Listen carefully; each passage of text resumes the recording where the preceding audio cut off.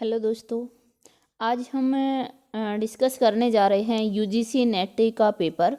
जो UGC net का जो अभी पेपर हुआ था 2021, जैसा आपको स्क्रीन पे दिखाई दे ही रहा होगा। एग्ज़ाम का नाम है यूजीसी नेट 2021 हिंदी। ये फर्स्ट शिफ्ट है। 26 तारीख का ये पेपर है। 26 तारीख शिफ्ट फर्स्ट सेट 2 का एक और मेरे पास ये पेपर है, ये मैं डिस्कस करने जा रही हूँ। आप लोग भी यदि ये पेपर दिया है और आंसर की मैच नहीं कर पाए हैं या ये नहीं जान पाए हैं कि कौन से क्वेश्चन पर हमें आपत्ति दर्ज करनी चाहिए, कौन से पे नहीं करनी चाहिए। देखिए, आपत्ति के लिए एक क्वेश्चन का 1000 रुपये रखा गया है। तो यदि आप आपत्ति दर्ज करना चाहते हैं तो क्वेश्चन को बहुत सोच समझ कर तब अपने साथी वर्ग जो तैयारी कर रहे हैं अपने टीचर से उनसे डिस्कस करके ही उस पर आपत्ति लगाइए, ताकि इस प्रकार से अगर आप आपत्ति लगाते हैं, सही में आपका आंसर गलत चुना गया है तो आपको पैसे रिटर्न हो जाएंगे। लेकिन यदि आंसर गलत नहीं है और आप ही गलत हैं तो आपके पैसे रख लिए जाएंगे, आपके पैसे लौटाए नहीं जाएंगे। तो आपत्ति लगाते समय आपको ध्यान रखना है कि पहले जिस भी टीचर से आपने मार्गदर्शन लिया है पहले उससे डिस्कस कर लें उस क्वेश्चन के बारे में, और अपने साथी वर्ग से भी एक बार ज़रूर पूछताछ कर लें कि इस क्वेश्चन का आंसर मेरा ये चुना है, आपका क्या चुना गया है, जो आपकी ही शिफ्ट का क्वेश्चन हो। शिफ्ट अलग अलग थी, पर डे शिफ्ट अलग अलग थी, तो 2 शिफ्ट में पेपर हुआ है। 26 तारीख का पेपर मेरे पास है दोस्तों। हम देखते हैं इसमें, और जिसने ये पेपर नहीं दिया उसे भी ये क्लास पूरी देखनी चाहिए, क्योंकि इसमें आपको हिंदी साहित्य के क्वेश्चन देखने को मिलेंगे। दूसरी शिफ्ट वाले जो हैं वो अन्य शिफ्ट वाले जो हैं वो इस शिफ्ट को भी देखें, ताकि डिफ़िकल्टी लेवल का पता लगे कि किस क्वेश्चन में पेपर में क्या डिफ़िकल्टी लेवल रखा गया है।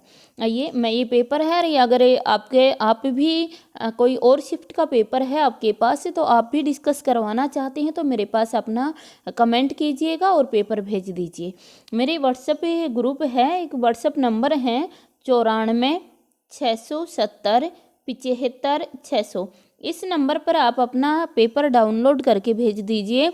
आपका भी पेपर डिस्कस कर दिया जाएगा, देख लिया जाएगा कौन कौन से क्वेश्चन पे आपत्ति जाएगी, आपत्ति जाने के लायक कोई क्वेश्चन है या नहीं है, तो वो देख लिया जाएगा। इस नंबर पर आप व्हाट्सएप कर दीजिए। हाँ, और एक और महत्वपूर्ण जानकारी आप लोगों के लिए है कि यूजीसी नेट का नया पेड बैच आरंभ किया जा रहा है। यदि आपका तैयारी करना चाहते हैं या आपका कोई फ्रेंड तैयारी करना चाहता है तो आप इसी नंबर पर संपर्क करके उसकी जानकारी ले सकते हो। चलिए आगे देखते हैं हमारे क्वेश्चन आज के इस पेपर के। ये क्वेश्चन देखो, क्वेश्चन आईडी मेरे पास है, क्वेश्चन आईडी है 1955। आईडी के हिसाब से आपको क्वेश्चन मैच करना था, तो ये आईडी है और इसका जो आंसर चुना गया है दोस्तों, ये फर्स्ट पेपर का क्वेश्चन है। जैसे हिंदी के क्वेश्चन आएंगे तो मैं डिस्कस करूंगी, अभी केवल इनके आंसर मैं बता रही हूँ। ये जो आईडी है आप अपने क्वेश्चन पेपर की, अगर सेट आपका अलग है तो आप अपने क्वेश्चन पेपर की आईडी के हिसाब से इसको मिला सकते हो। तो ये है आपकी का क्वेश्चन, और इसका जो आंसर चुना गया है दोस्तों, ये क्वेश्चन था, और इस क्वेश्चन का जो आंसर चुना गया था वो आंसर चुना गया था दोस्तों, आंसर था इसका A.3.0। क्वेश्चन आईडी इसमें दी गई है, आंसर हो जाएगा ए। मैं जल्दी जल्दी बता देती हूँ इनके। आगे है 1954 का क्वेश्चन, और 1954 का जो क्वेश्चन है, क्वेश्चन आईडी जो है 1954, ये आपका क्वेश्चन था दोस्तों। एक बार क्वेश्चन मैच कर लीजिएगा आप। और क्वेश्चन आईडी थी आपकी कौन सी, 1954, और ये आपका क्वेश्चन था, तो इसको आप मैच कर लीजिएगा 1954 के हिसाब से। देख लीजिएगा कि इसमें आंसर क्या चुना गया है। आगे 1954 ये है, जल्दी से आप भी अपना निकाल लीजिएगा।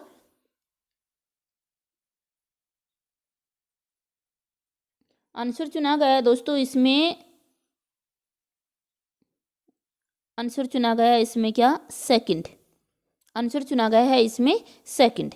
नेक्स्ट क्वेश्चन आपका है, नेक्स्ट क्वेश्चन आईडी थी 1953। इसमें ये क्वेश्चन था आपका, नीचे ये क्वेश्चन था, और इस क्वेश्चन के आधार पर जो आंसर आपका चुना गया था, क्वेश्चन को आप मैच कर लीजिएगा अपने पेपर से, अपने पेपर की जो आईडी है क्वेश्चन की उससे मैच कर लीजिएगा। फिर उसी के आधार पर आपको आंसर भी मैच करना है।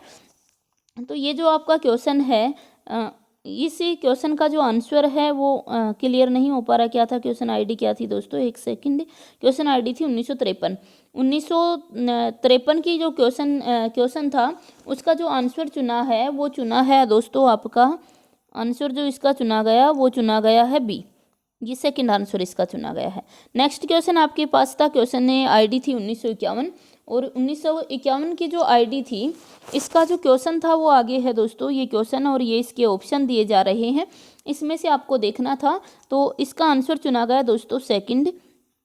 नेक्स्ट क्वेश्चन हमारे पास था, क्वेश्चन आईडी है 1952, और 1952 की जो क्वेश्चन आईडी है इसका आंसर दोस्तों नीचे दिया गया है। ये क्वेश्चन है और ये आंसर है, इसका आंसर चुना गया है दोस्तों 4। ये मेरे पास किसी स्टूडेंट का भेजा हुआ पेपर है, तो उन्होंने जो आंसर गिवन है, उन्होंने जैसे आंसर दिया इसका, तो उन्होंने भी 4 आंसर दिया था। इट मीन्स दोस्तों आपका ये क्वेश्चन बिल्कुल सही है। इस प्रकार से आपको मैच करना है। नेक्स्ट क्वेश्चन हमारे पास है दोस्तों, एक सेकंड, नेक्स्ट का जो क्वेश्चन हमारे पास है ये क्वेश्चन आईडी है 1981। जो क्वेश्चन आईडी 1981 क्वेश्चन आईडी है, और नीचे दोस्तों इसके 1981 क्वेश्चन आईडी के नीचे ऑप्शन दिए जा रहे हैं। ये नीचे ऑप्शन है और इन ऑप्शन के आधार में से आपको आंसर चुनना था। तो 1981 जो क्वेश्चन आईडी है आपकी दोस्तों, उसका आंसर चुना गया है, उसका जो आंसर चुना गया है वो आंसर चुना गया है दोस्तों क्या, डी।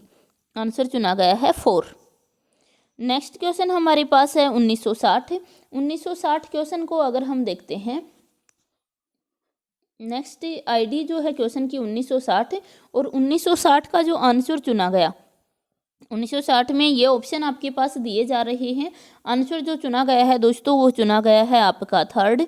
नेक्स्ट क्वेश्चन जो है वो है 1969। इस प्रकार से आपके ये फर्स्ट पेपर का आपको चेक करना है दोस्तों। सभी के फर्स्ट पेपर सभी के क्वेश्चन अगर मैं बताऊंगी तो बहुत लंबी वीडियो हो जाएगी। हम सब्जेक्ट पे चलते हैं और सब्जेक्ट के आधार पर इसको देखते हैं। ये सभी फर्स्ट पेपर के थे, तो ये किसी और वीडियो में फर्स्ट पेपर के हम डिस्कस करेंगे। आज हम सब्जेक्ट देखने जा रहे हैं, केवल सब्जेक्ट देखते हैं। और जो भी हिंदी साहित्य के स्टूडेंट हैं वो सभी बने रहे लास्ट तक, इस क्लास को अवश्य देखते रहें, क्योंकि यहाँ पर बहुत से क्वेश्चन आपको मिलने वाले हैं, अच्छे अच्छे क्वेश्चन यहाँ मिलने वाले हैं। चलेगा, हमारे हिंदी के क्वेश्चन देख लेते हैं एक बार। ये सभी फर्स्ट पेपर के हैं। फर्स्ट पेपर, ये सभी फर्स्ट पेपर, ये पैराग्राफ था फर्स्ट पेपर का दोस्तों। हाँ, ये फर्स्ट पेपर बोलते हैं, लेकिन 150 तक जो क्वेश्चन होते हैं वो कॉमन पेपर के क्वेश्चन होते हैं, इसलिए हम इसको फर्स्ट पेपर बोल देते हैं। ये दो दिए जा रहे थे, ये क्वेश्चन था। यहाँ से शुरू होता है दोस्तों हमारा हिंदी का।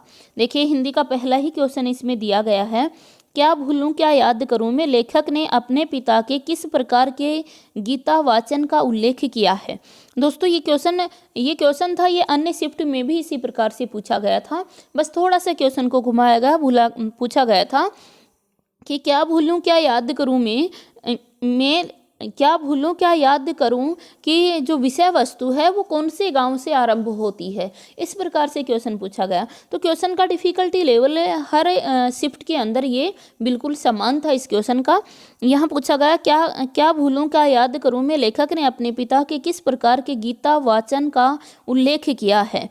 तो ये था सस्वर वाचन का, गुनगुनाकर, मौन रहकर या ऊंचे स्वर का।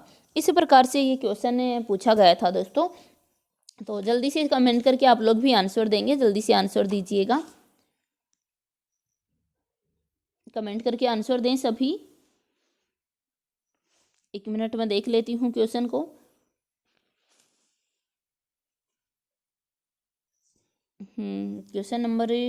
क्वेश्चन आईडी था 39। तो 39 का क्वेश्चन एक बार देख लेते हैं।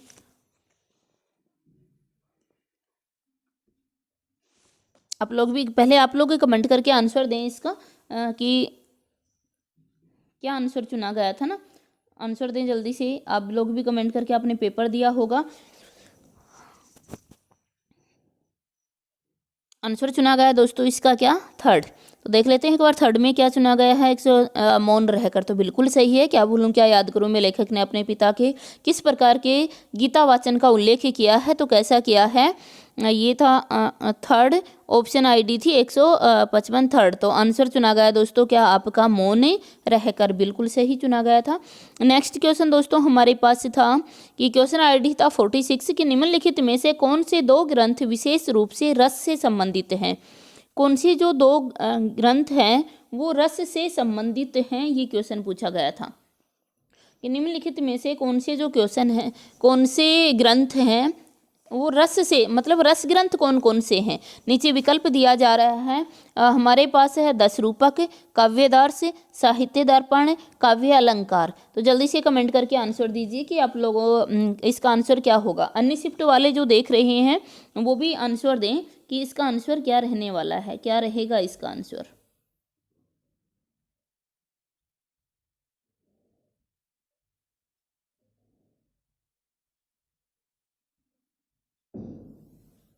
जल्दी से आंसर दें फिर आगे बढ़ेंगे। आंसर रहेगा दोस्तों क्या एक, आंसर एक रहेगा 181। देख लेते हैं एक में क्या दिया गया, ए और सी। तो पहला है इसमें क्या 10 रूपक और सी है साहित्य दर्पण, बिल्कुल सही है। दोनों के दोनों रस ग्रंथ माने गए हैं, 10 रूपक भी और साहित्य दर्पण भी, तो बिल्कुल सही आंसर इसका चुना गया दोस्तों। नेक्स्ट क्वेश्चन हमारे पास है, कथन दिए जा रहे हैं और कथन में है दलित विमर्श का वैचारिक आधार बाबा साहेब अम्बेडकर का दर्शन है। कारण है क्योंकि अंबेडकर दर्शन पर मात्र दलित विमर्श विचार कर सकता है। उपरोक्त कथन के आलोक में नीचे दिए गए विकल्प में से सही उत्तर का चयन करना है कि कौन सा सही है। तो सही उत्तर का चयन करके दोस्तों हमें इसमें देना है, सही उत्तर का चयन करके देना है हमें। तो बताइएगा दोस्तों, इसमें ए और आर दोनों सत्य हैं। आंसर जो चुना गया है वो चुना गया है दोस्तों क्या 3, और 3 में क्या कहता है, 3 में कह रहा है विकल्प में ए सत्य है लेकिन आर असत्य है, क्योंकि अंबेडकर दर्शन पर मात्र दलित विमर्श का विचार है, यह गलत हो जाएगा। तो ये भी बिल्कुल सही चुना गया आंसर। नेक्स्ट क्वेश्चन था कि तो पर वारो उर्वशी सुनी राधिके सुजान, तू मोहन कै उर्वशी हवै अरवसी समान। इस दोहे में सखी राधा से क्या कह रही है। सखी राधा से जो कह रही है उसको आपको आंसर में देना है, उसको आंसर में लेके आना है। तो जल्दी से बता दीजिएगा आंसर क्या होगा। सखी जो है वो राधा से क्या कह रही है इसमें।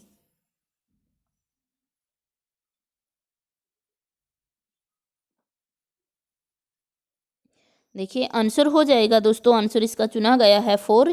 तो देख लेते हैं 4 में क्या कर रहा है, राधा के रूप की तारीफ करके उसका मान छुड़ाती है, तो बिल्कुल सही है। आंसर हो जाएगा क्या 4। नेक्स्ट क्वेश्चन इसमें है दोस्तों 34 आईडी है। 34 आईडी का कहना चाहता है कि जितनी सफलता भारतेंदु युग के लेखकों को निबंध रचना में मिली उतनी कविता और नाटक में नहीं मिली। यह कथन किसका है।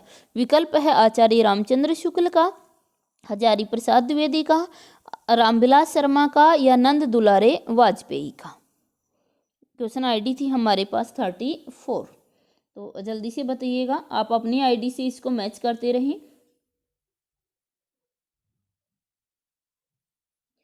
आंसर चुना गया है दोस्तों 34 का आंसर चुना गया है सी। तो देखिएगा क्या कह रहा है, 3 ऑप्शन 3 है और 3 में क्या है, रामविलास शर्मा के द्वारा। किसके द्वारा कहा गया था, रामविलास शर्मा के द्वारा। नेक्स्ट क्वेश्चन यहाँ पर है कि प्रकाशन वर्ष के अनुसार निम्नलिखित उपन्यासों का सही अनुक्रम क्या है। उपन्यास दिए गए हैं, इनका सही अनुक्रम आपको निकालना था कि इनका सही अनुक्रम क्या है। तो जल्दी से बताएं, नीचे अपने क्वेश्चन आईडी से भी एक बार देख लें। विकल्प हैं हमारे पास में है मानस का हंस, झूठा सच, राग दरबारी और जिंदगी नामा। तो ये सभी फेमस उपन्यास ही हैं जिनको क्रम से आपको लगाना था। तो दोस्तों इसका जो आंसर चुना गया है वो आंसर चुना गया है ए। एक बार देख लेते हैं, ए बी पहले झूठा सच है, फिर सी है, ए है और डी। बिल्कुल सही आंसर चुना गया ए। नेक्स्ट क्वेश्चन हमारे पास है दोस्तों, क्वेश्चन है प्रिय प्रवास के संबंध में सही तथ्य कौन सा है। प्रिय प्रवास के संबंध में सही तथ्य कौन सा है उसको चुनना है आपको। तो विकल्प हमारे समक्ष दिए जा रहे हैं। विकल्प हैं कि इसमें हिंदी के मात्रिक छंदों का प्रयोग हुआ है।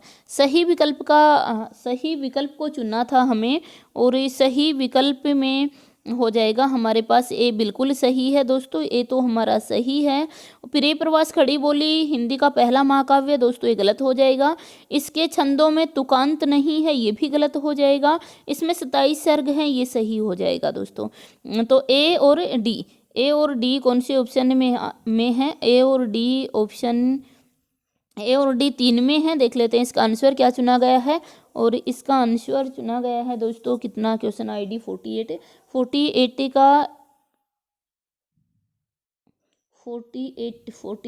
का चुना गया 192, तो 192 ऑप्शन 4। एक बार फिर से देख लेते हैं क्या है बी। प्रिय प्रवास के संबंध में सही तथ्य चुनना था, तो प्रिय प्रवास से खड़ी बोली का पहला, अच्छा महाकाव्य है दोस्तों, सही है। इसमें मात्रिक छंदों का प्रयोग हुआ है, ये गलत हो जाएगा, ठीक है। और ये सी कह रहा है इसके छंदों में तुकांत नहीं है, तो ये भी सही है, और ये सही चुना गया था, सही पूछा था, तो आंसर सही चुना गया, इसका आंसर डी हो जाएगा दोस्तों। नेक्स्ट क्वेश्चन है इसमें कि चंद्रबरदाई ने पृथ्वीराज रासों में निम्नलिखित में से मुख्यतः किस छंद का प्रयोग किया है। ये क्वेश्चन दोस्तों बार बार पूछा जाता है, बहुत पूछा जाता है। एरियल है, पधड़िया, कवित या सवैया। चंद्रबरदाई जो हैं इन्होंने क्वेश्चन पूछा गया इसमें कि चंद्रबरदाई को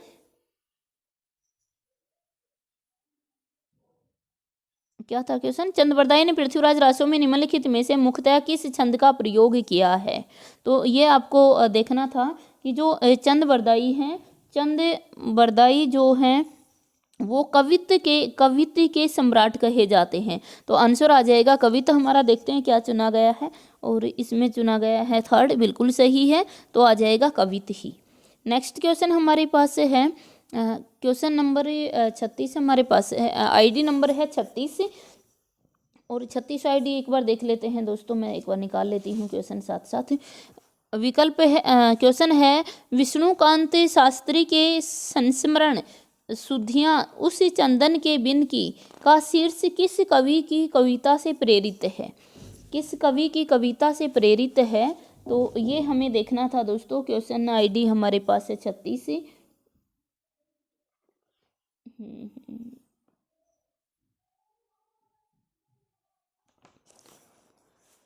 क्वेश्चन आईडी चलो हम इधर देख लेते हैं। 36 का क्वेश्चन, विष्णुकांत शास्त्री के संस्मरण सुधियाँ उस चंदन के वन की का शीर्ष किस कवि की कविता से प्रेरित है। विकल्प हमारे पास हैं, विकल्प दिए जा रहे हैं दोस्तों, सर्वेश्वर दयाल सक्सेना, उसके बाद हमें दिया गया है रघुवीर सहाय, गिरिराज कुमार माथुर और कीर्ति चौधरी। तो बताइए किसी कवि की कविता से ये प्रेरित है। आंसर दिया गया दोस्तों 3, बिल्कुल सही, गिरजा कुमार माथुर से। नेक्स्ट क्वेश्चन हमारे पास है, नेक्स्ट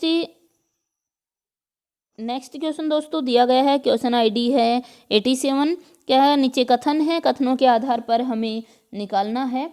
तो कथन हमें दिए जा रहे हैं। कथन है उपन्यास मानवेतर चित्रण का निषेध करता है।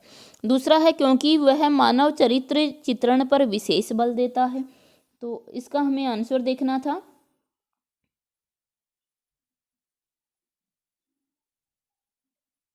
आंसर आईडी नीचे दी जा रही है दोस्तों, तो आंसर हो जाएगा दोस्तों हमारा क्या 4 कह रहा है कि ए सत्य है लेकिन ए असत्य है लेकिन आर सत्य है, तो ये भी सही चुना गया। नेक्स्ट क्वेश्चन हमारे पास है, क्वेश्चन है आईडी है 68, और इसमें क्वेश्चन दोस्तों हमें दिया जा रहा है। क्वेश्चन हमारा है कि सूची 1 को सूची 2 से सुमेलित करना है। आईडी है 68, सुमेलित करके नीचे कूट दिया जा रहा है। इन कूट के आधार पर हमें आंसर को मैच करना था, तो सभी एक बार मैच कीजिएगा।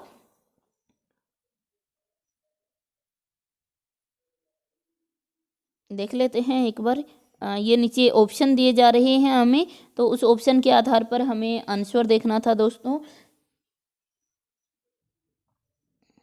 एक सेकंड,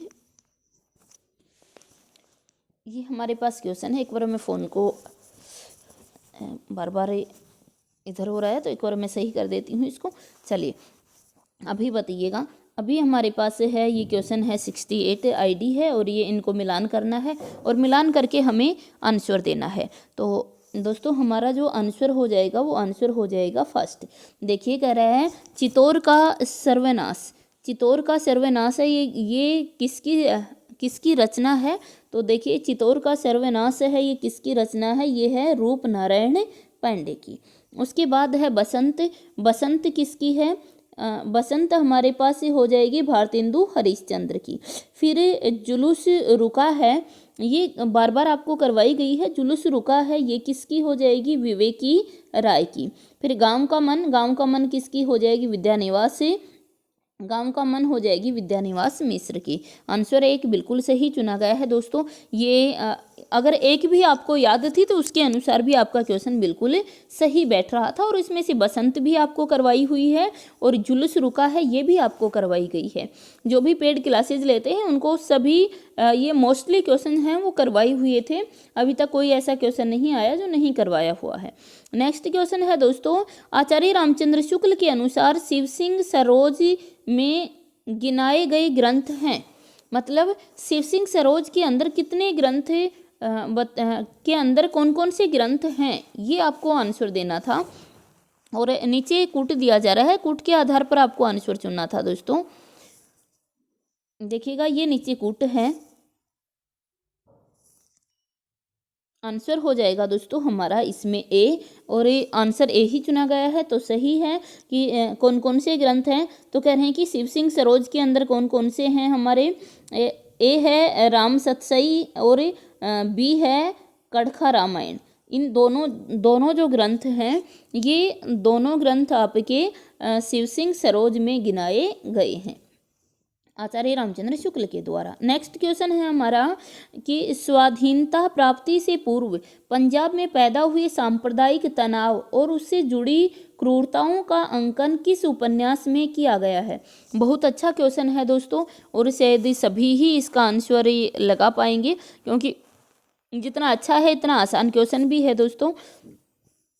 सभी जान पाएंगे कि इसका आंसर क्या है। सब मुझे सभी कमेंट करके एक बार बताएंगे, जल्दी से कमेंट करके बताइएगा इसका आंसर क्या है।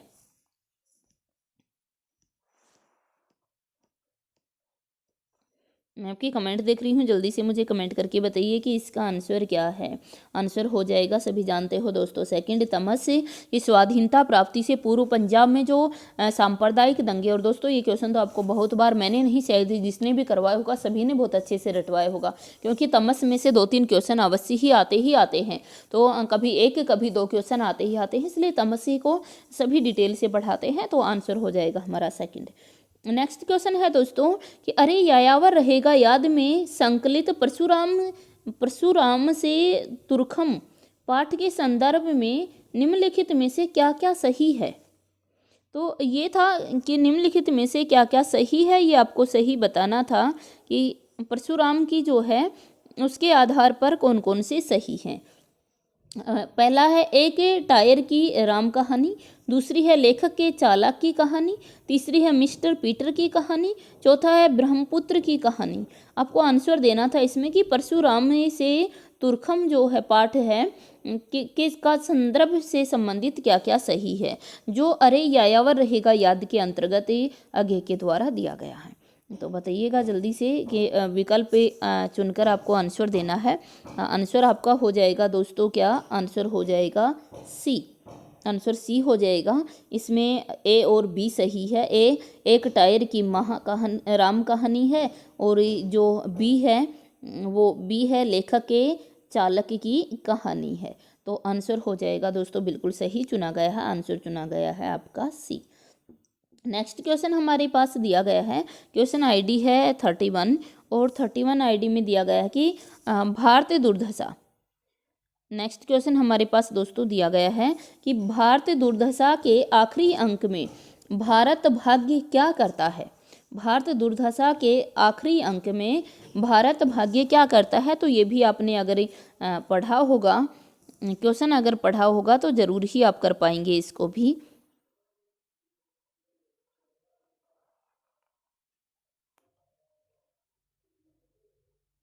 दोस्तों विकल्प हमारे पास दिया गया है कि भारत को जगाता है, भारत के हतभाग्य पर क्रोधित होता है, घायल भारत को छोड़कर चला जाता है, और भारत के सीने में कटार से आघात करता है।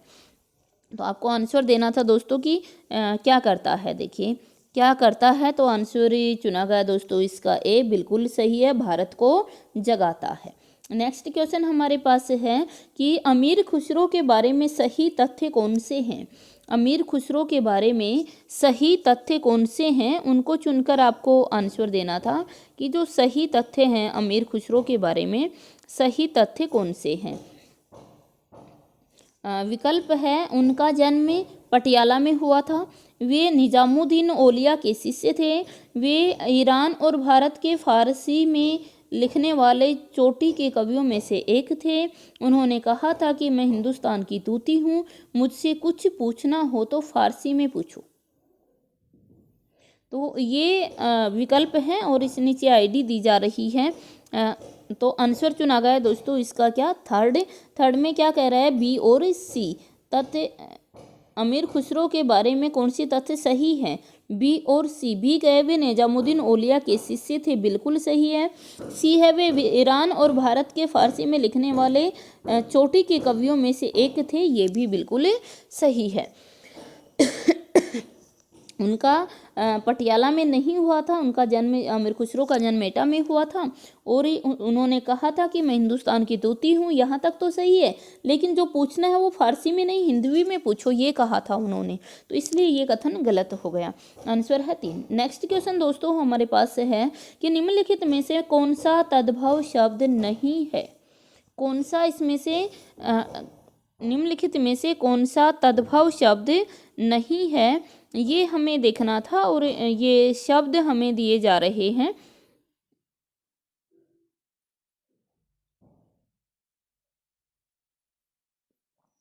तो ये है तद्भव शब्द कौन सा नहीं है। विकल्प है इसमें राय, खेत, दाहिना, कवि।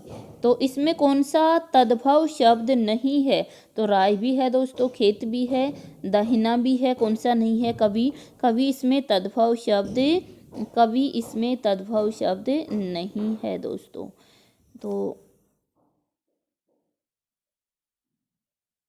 कवि इसमें नहीं है, तो आंसर भी एक ही चुना गया है, सही है। नेक्स्ट क्वेश्चन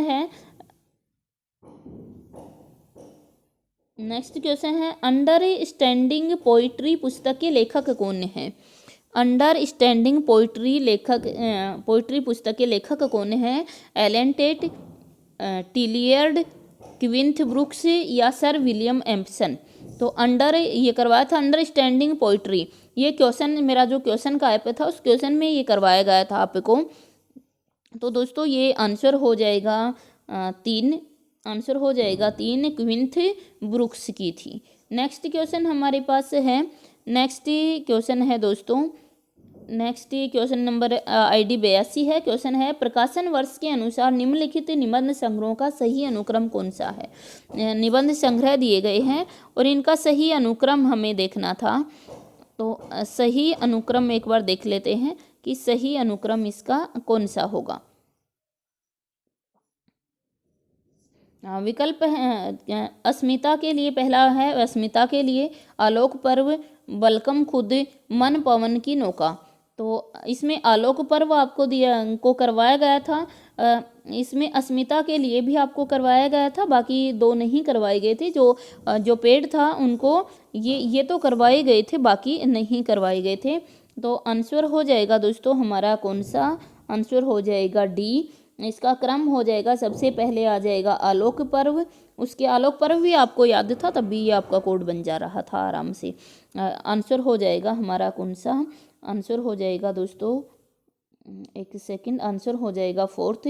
सबसे पहले हमारे पास आ जाएगा दोस्तों कौन सा, सी आ जाएगा, बलकम खुद, फिर आलोक पर्व, फिर इस प्रकार से आंसर हो जाएगा 4th। नेक्स्ट क्वेश्चन हमारे पास है, निम्नलिखित में से किसके मतानुसार इतिहास की व्याख्या द्वंद्वात्मक पद्धति के आधार पर होनी चाहिए। विकल्प है यहाँ पर तेन, हीगल, विको या वाल्टेयर। तो किसके अनुसार जो है वो द्वंद्वात्मक प्रणाली में होनी चाहिए, इसने ये कहा है कि किसके अनुसार द्वंद्वात्मक प्रणाली में होनी चाहिए।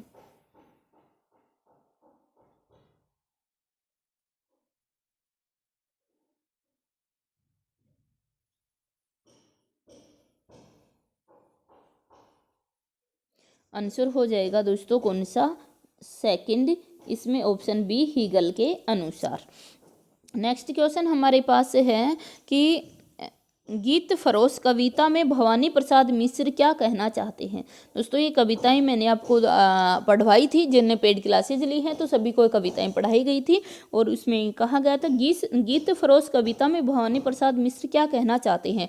ये मेरा क्वेश्चन है पर उसमें भी ये क्वेश्चन दिया गया है, ये क्वेश्चन वहाँ भी करवाया गया था आपको और कविताएँ भी पढ़ाई गई थी। और दोस्तों आप भी अगर कोई ऐसा है जिसका अब की बार नेट नहीं हो पाता है तो आप मेरे पेड बैच को 1 फरवरी से बैच शुरू होने जा रहा है तो आप उसको ज्वाइन कर सकते हो। आप मेरे साथ साथ मेहनत करते हो तो श्योर आपका नेट क्वालिफाई होता ही होता है। मेरे स्टूडेंट जिन्होंने सीरियस मेहनत की है मेरे साथ ही, जिन्होंने पेड क्लासेज ली थी और सीरियस मेहनत की है, उनका अवश्य ही नेट क्लियर होगा। नेट के रिजल्ट के दिन आपको सभी का उन्हीं की जुबानी से बताया जाएगा, आप सभी का किसका कितने नंबर हिंदी में आए हैं। और ये जो किसी का नहीं भी हुआ तो फर्स्ट पेपर के कारण नहीं हुआ होगा, सब्जेक्ट में सभी के अच्छे नंबर थे। तो देखिए दिया गया गीत फरोश कविता में भवानी प्रसाद मिश्र क्या कहना चाहते हैं, तो हम देख लेते हैं एक बार क्या कहना चाहते हैं भवानी प्रसाद मिश्र, इसमें क्या कहना चाहते हैं। आईडी है आपकी, एक बार क्वेश्चन को देख लेते हैं फिर हम देखते हैं इसमें क्या आंसर चुना गया था।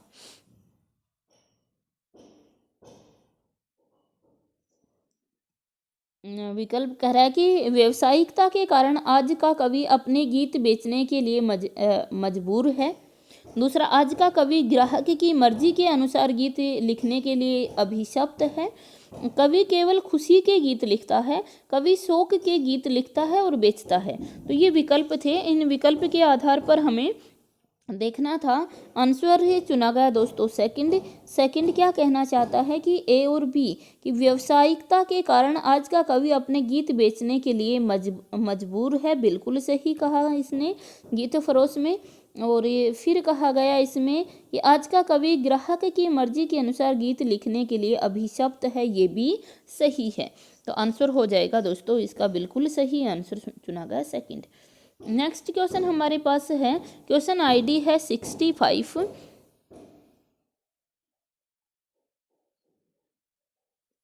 देख लेते हैं क्वेश्चन क्या है कि बच्चन सिंह के अनुसार परिवर्तन कविता से संबंधित सही तथ्य कौन से हैं।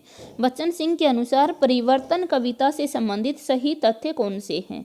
विकल्प हमारे पास है जीवन की, दिया गया है नीचे कूट दिया जा रहा है, एक बार देख लेते हैं कि जीवन की संकुलता और परिवर्तन की द्वंद्वात्मकता ने इस कविता के रूप विधान को जटिल और प्रभावी बना दिया है। दूसरा है परिवर्तन में एक ही लय का प्रयोग किया गया है। तीसरा है इसमें कहीं कहीं संस्कृत की तत्सम शब्दावली के द्वारा परिवर्तन के भयंकर रूपाकार का चित्रण किया गया है। चौथा है कवि परिवर्तन का स्वागत करना नहीं चाहता है।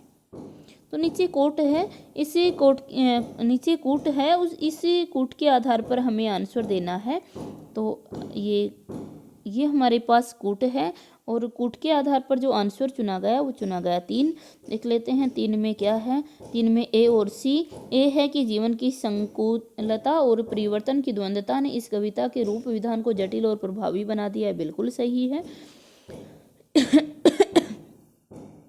और उसके बाद है सी, इसमें कहीं कहीं संस्कृति की तत्सम शब्दावली के द्वारा परिवर्तन के भयंकर रूपाकार का चित्रण किया गया है, ये भी बिल्कुल सही है। आंसर हो जाएगा दोस्तों 3। नेक्स्ट क्वेश्चन हमारे पास है कि निम्नलिखित में से किसका संबंध मनोविश्लेषणवाद से नहीं है। किसका संबंध मनोविश्लेषणवाद से नहीं है। नीचे कूट दिया जा रहा था और इसे कूट के आधार पर हमें दोस्तों आंसर भी लगाना था। तो देखिएगा दिया गया है कामवृत्ति, पाठ संरचना, अहम या मनोविश्लेषण पद्धति। किसका संबंध नहीं, नहीं क्वेश्चन को जरूर देखना है दोस्तों, ऐसा नहीं कि आप नहीं को नेगलेक्ट कर दें। आंसर चुना गया है सेकंड क्या कह रहा है, पाठ संरचना बिल्कुल सही है। कामवृत्ति है, ये भी मनोविश्लेषणवाद से है।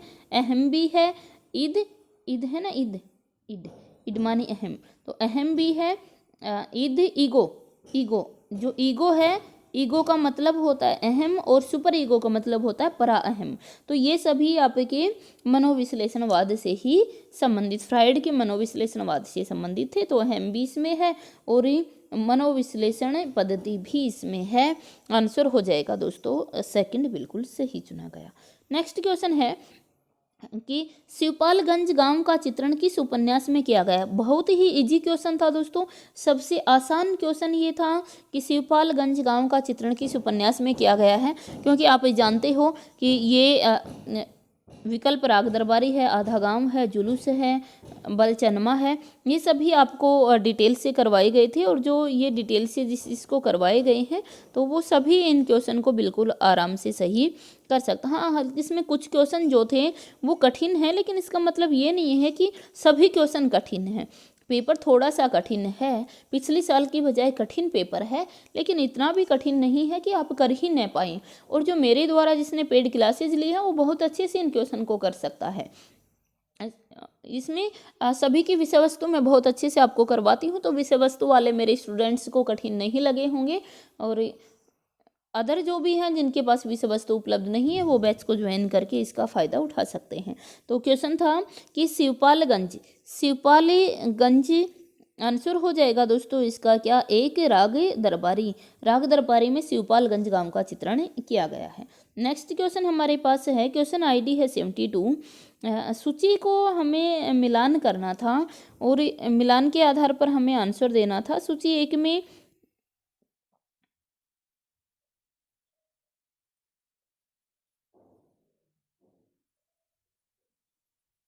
देखिएगा, सूची एक में लाहौर है और शिवपालगंज है, काव्य कुंज है, अमृतसर है।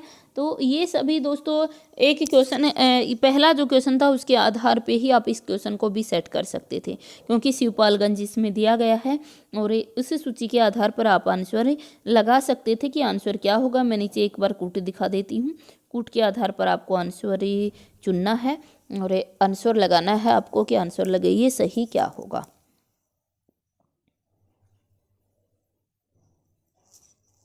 आंसर चुना गया दोस्तों ए। देखिएगा सबसे पहले लाहौर है, लाहौर का किसमें, जूठे सस के अंदर किया गया है। शिवपालगंज देखा था अभी हमने, राग दरबारी के अंदर किया गया है। उसके बाद कान्य कुब्ज का किसमें, बाणभट्ट की आत्मकथा में किया गया है। और अमृतसर उसने कहा था में किया गया है। तो दोस्तों ये सभी बहुत इजी क्वेश्चन, ये भी आसान ही क्वेश्चन था, ये कठिन क्वेश्चन नहीं था, क्योंकि ये तो सभी ने पढ़े ही होंगे, ये सारे लगाए गए हैं और लगाए गए हैं तो ये सभी आपने पढ़े ही होंगे सभी ने। तो आंसर इसका ए हो जाएगा। नेक्स्ट क्वेश्चन हमारे पास है दोस्तों, क्वेश्चन आईडी है 83 और नेक्स्ट क्वेश्चन हमारे पास दिया गया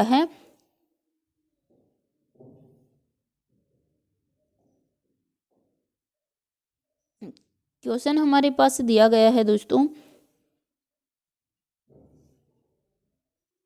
कि कामता प्रसाद गुरु के अनुसार निम्नलिखित का हिंदी भाषा की उत्पत्ति के अनुसार सही क्रम क्या। दोस्तों बहुत ही आसान क्वेश्चन है, बहुत आसान क्वेश्चन है ये भी, कि कामता प्रसाद गुरु के अनुसार निम्नलिखित का हिंदी भाषा की उत्पत्ति के अनुसार सही क्रम कौन सा है। ये जो बोलियां दी गई हैं इनका सही क्रम आपको लगाना था। तो जल्दी से कमेंट करके मुझे बता दीजिएगा कि आंसर इसका क्या होगा। आंसर हो जाएगा दोस्तों ए। देखिएगा सबसे पहले हमारे पास क्या आ जाती है, सोरसेनी अपभ्रंश आ जाती है। सोरसेनी अपभ्रंश से नागर अपभ्रंश आ जाती है, फिर पश्चिमी हिंदी आती है और फिर क्या आ जाती है, फिर आ जाती है वर्तमान हिंदी आ जाती है। तो आंसर चुना गया दोस्तों इसका ए बिल्कुल सही है। ए आंसर इसका हो जाएगा। नेक्स्ट क्वेश्चन है कि सूर्यकांत त्रिपाठी निराला के बारे में आचार्य रामचंद्र शुक्ल की क्या स्थापनाएं हैं। मतलब सूर्यकांत त्रिपाठी निराला के बारे में कह रहा है कि क्या स्थापनाएं हैं। सूर्यकांत त्रिपाठी निराला के बारे में कह रहा है कि आचार्य रामचंद्र शुक्ल की क्या मान्यताएं हैं, वो मान्यताएं हमें देनी थी। नीचे कूट दिया जा रहा है, उस कूट के आधार पर आपको आंसर चुनना था। कूट दिए जा रहे हैं। कहा गया पहले में ऑप्शन पहला कह रहा है निराला जी में बहु वस्तु स्पर्शनीय प्रतिभा है।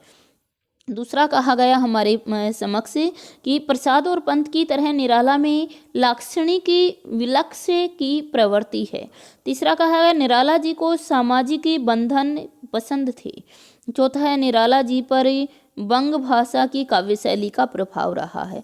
तो ये क्वेश्चन दोस्तों हमारे पास में दिया गया था और इसी क्वेश्चन का हमें आंसर चुनना था। आंसर हो जाएगा दोस्तों हमारा थर्ड कह रहा है ए और डी।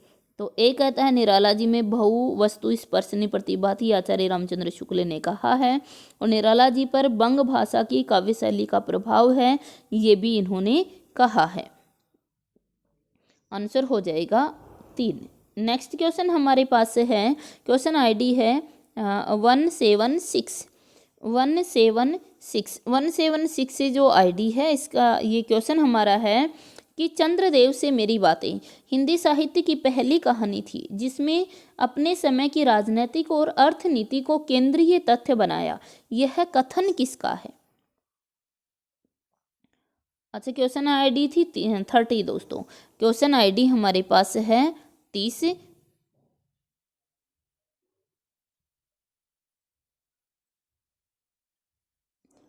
देखिएगा आंसर हो जाएगा दोस्तों, क्या आंसर हो जाएगा हमारा कौन सा आंसर हो जाएगा डी 4 भावदेव पांडे। यह कथन किसका है, भावदेव पांडे का कथन है।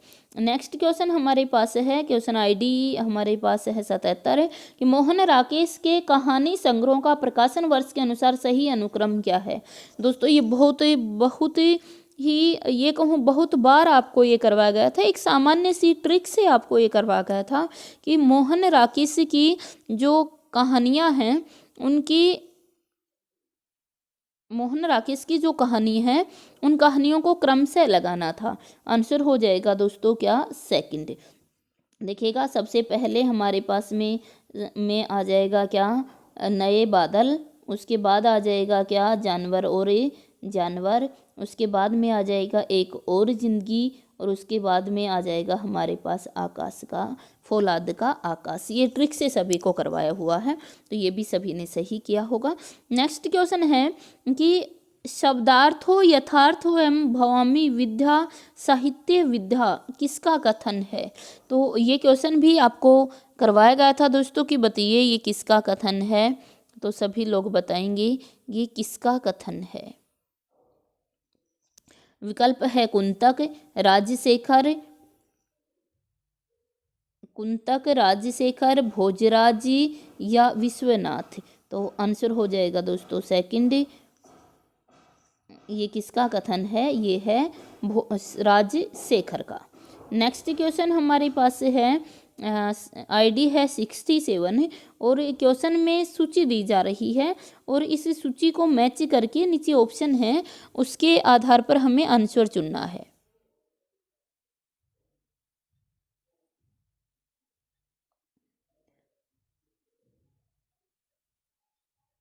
बताइएगा पहला अभिमन्यु अनंत,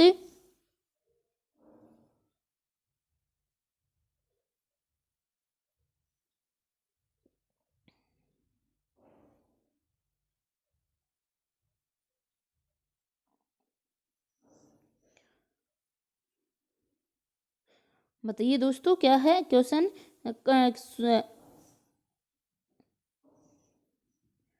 नीचे हाँ ये कूट दिया जा रहा है, देखिएगा अभी आंसर जो है वो दोस्तों है हमारा थर्ड। सबसे पहले अभिमन्यु अनंत, अभिमन्यु जो अनंत हैं वो मॉरिशस के मतलब मॉरिशस है। जोगिंदर सिंह कंवल जो है वो फिजी के रहने वाले हैं, फिजी में है। और इस सूर्य प्रसाद वीरे, दोस्तों ये प्रवासी साहित्य है, प्रवासी साहित्य से उठाया गया क्वेश्चन है। और ये सभी मैंने आपको करवाए थे, जिसने पेड क्लासेज ली उसको प्रवासी साहित्य करवाया गया और ये सभी करवाए गए थे। उसके बाद में हमारे पास से हैं क्या, सूर्य प्रसाद वीरे। तो सूर्य प्रसाद वीरे कहाँ के हैं, सूरीनाम से हैं। और ये सहोदर शिव किसके हैं, ट्रिनिडाड से हैं। तो ये सभी आपको करवाए गए थे प्रवासी साहित्य के। आंसर थर्ड सही चुना गया। नेक्स्ट क्वेश्चन हमारे पास है क्वेश्चन ID 73 है। इसमें भी कूट दिया जा रहा है और ये कूट के आधार पर ही हमें आंसर देना था। नीचे विकल्प दिखा देते हैं, ये इसमें विकल्प हैं। तो आंसर ही चुना गया दोस्तों क्या, इसमें एक सेकंड, आंसर चुना गया था सेकंड। देख लेते हैं दलित जीवन किसमें, मतलब एक तरफ उपन्यास दी गई है और दूसरी तरफ उनकी विषय वस्तु दी गई है कि किस प्रकार का वो उपन्यास है, वो किससे संबंधित है। तो देखो आंसर दिया गया है थर्ड। देख लेते हैं दलित जीवन मानस के हंस में दिया गया है। राजनीतिक बोध शेखर एक जीवनी में है। जीवनी परक उपन्यास इसमें से कौन सा है, तो धरती धन्य अपना है। और ये आत्मकथात्मक शैली में लिखा गया कौन सा है, तमस है। तो आंसर हो जाएगा थर्ड बिल्कुल सही। नेक्स्ट क्वेश्चन दोस्तों इसमें चुना गया क्वेश्चन ID है 75। नेक्स्ट क्वेश्चन इसमें चुना गया है दोस्तों, बस यही क्वेश्चन कर लेते हैं, फिर इसके बाद और जो क्वेश्चन बचे हुए हैं वो बाद में करते हैं, ठीक है। ये क्वेश्चन लास्ट ही कर लेते हैं। इसमें दिया गया सूची एक, क्योंकि वीडियो बहुत लंबी हो जाएगी। और यदि ये आपको अच्छा लग रहा है तो फिर कमेंट करके बताइए। नेक्स्ट वीडियो में ये क्वेश्चन आपको बचे हुए जितने भी क्वेश्चन हैं ये नेक्स्ट वीडियो में आपको करवा दिए जाएंगे, लेकिन कमेंट करके सभी को बताना होगा कि क्या आप ये क्वेश्चन, आगे के जो बचे हुए क्वेश्चन हैं ये क्वेश्चन आप देखना चाहते हैं।